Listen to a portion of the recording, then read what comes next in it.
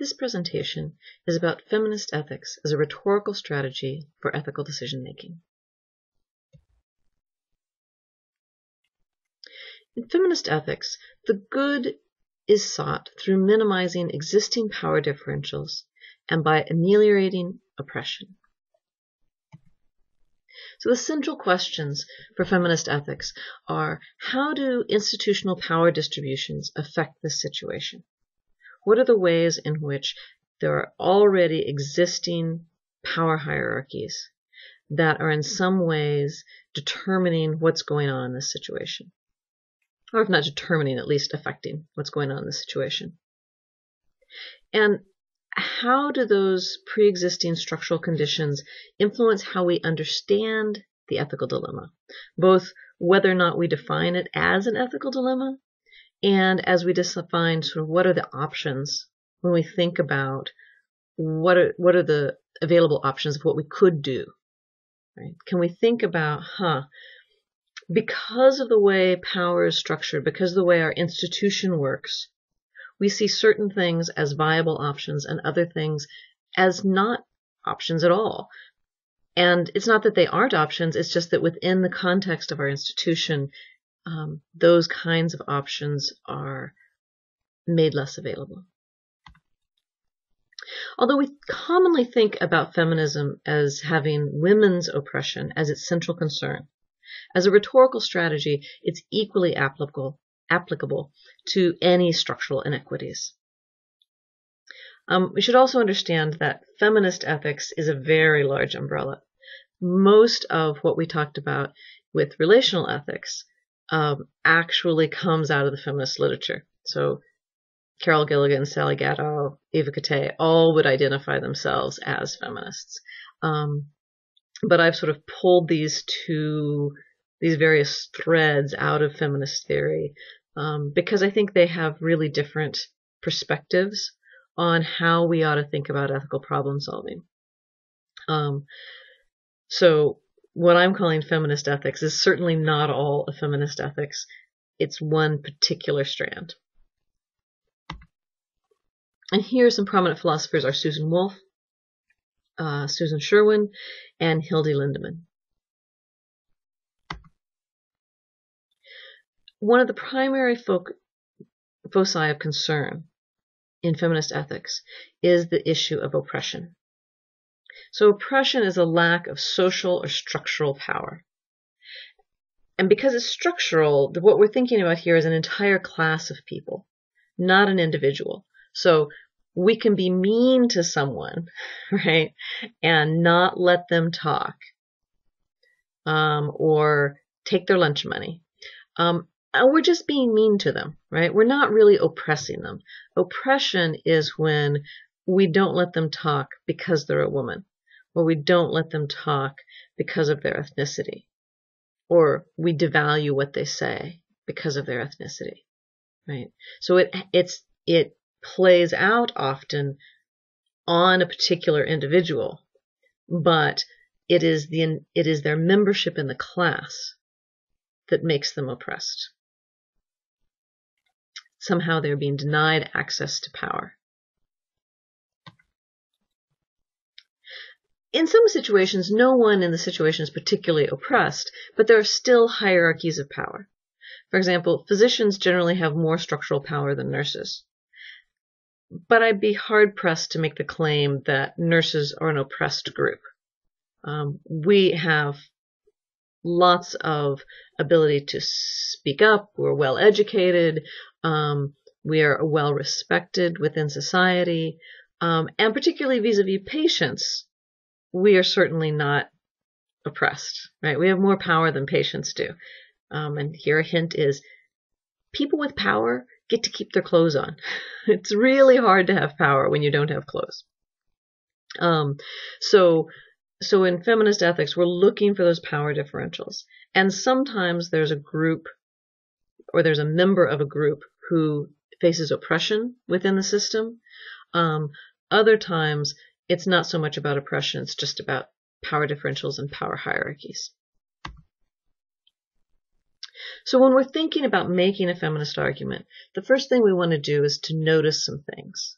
So what isn't seen or said in the framing of the situation? So in the first moment of saying, what is this situation about? Can we notice some things about how it's being framed? If we think about the person who has the least power in the situation, would they tell the story the same way? Would they frame this the same way? Are there things that they see that we just wave away and don't bother to see because they're not important to us, those of us who have power? Are there certain aspects of the situation that are foregrounded and others pushed to the background? Again, because certain kinds of things matter in our society. When we begin to think about options, we want to think about, are all the options really on the table, or are there some that are being dismissed without being seriously considered? Again, because they're not the kinds of options that the people who have power in the system would choose.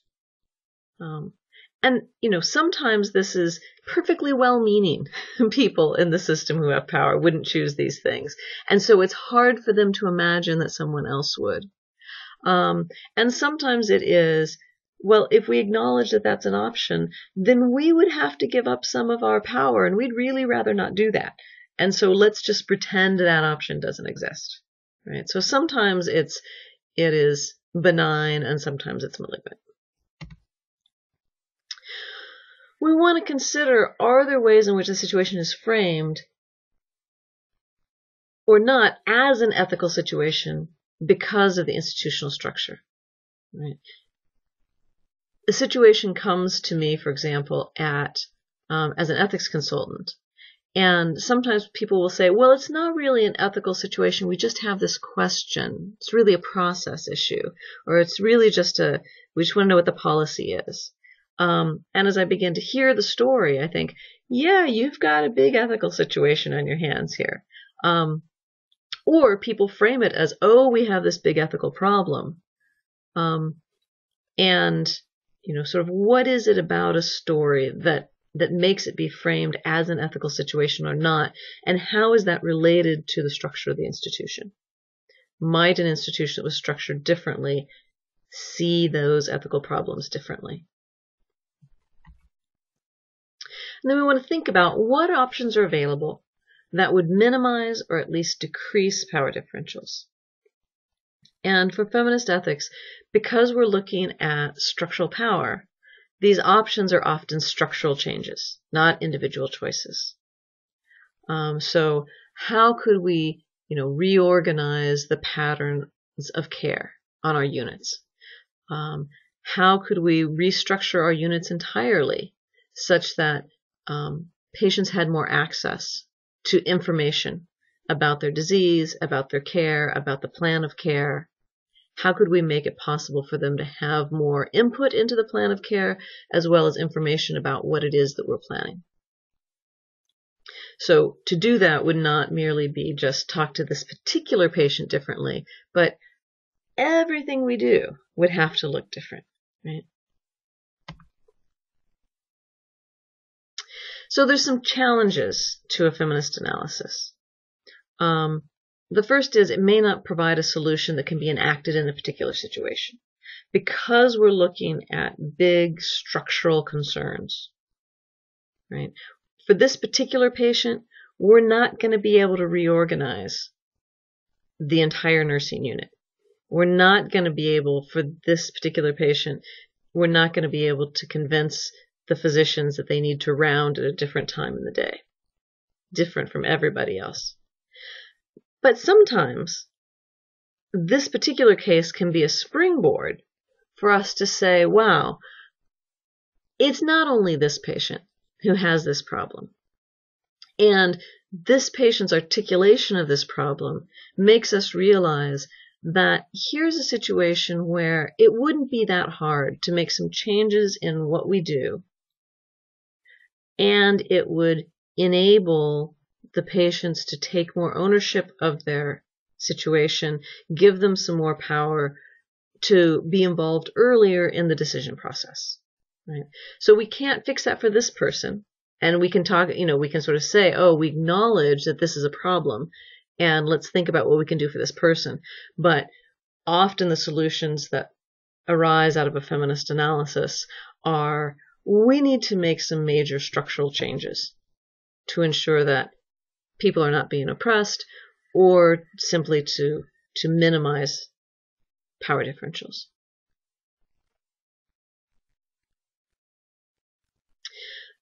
One of the things we talk a lot about in doing this kind of analysis is making an effort to see things that normally aren't seen, or to say things that are normally silenced. So, for example, when I talked about the Johnson model, I said, it doesn't help us to not write down what the healthcare providers' opinions are, right? Theoretically, healthcare providers aren't supposed to have an opinion about what the appropriate treatment is for a patient. They're supposed to provide some clinical judgments, but not really have preferences about what the patient does, what the patient chooses. But the reality is that we do. So that work where we say, well, we're going to pretend that we don't care, is in part structured around, we have a certain kind of language for talking about, so we don't call those preferences. We call those clinical judgments when we talk about what healthcare providers want. And yet they must not be purely clinical judgments, or clinicians wouldn't disagree so much, right? So let's just acknowledge what it is that's going on here. And that can often be really hard to do because we don't have the language for talking about it. In this particular situation, we do, but lots of times we can see something happening, but we don't really know how to talk about it. Or it's just hard for us to see because we don't have language to describe what we're seeing. Another challenge of feminist ethics is that it can feel very demoralizing if the systemic problem seems too big to change, right? We've got this problem. Over and over again, we have this problem with these patients. They need certain things from us, but it would require a major change.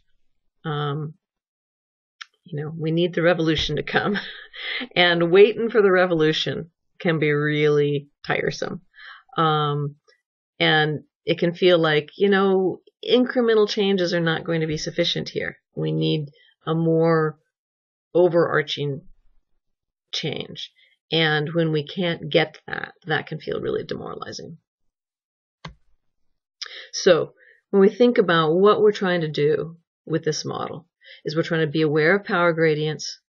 We try to notice what we might not otherwise notice. We try to put some feelers out, put our antenna up and say, what am I not noticing? If I were in a different position, let me move to a different position to look at this situation. If I were over here, how might I see this that's different than how I normally see it?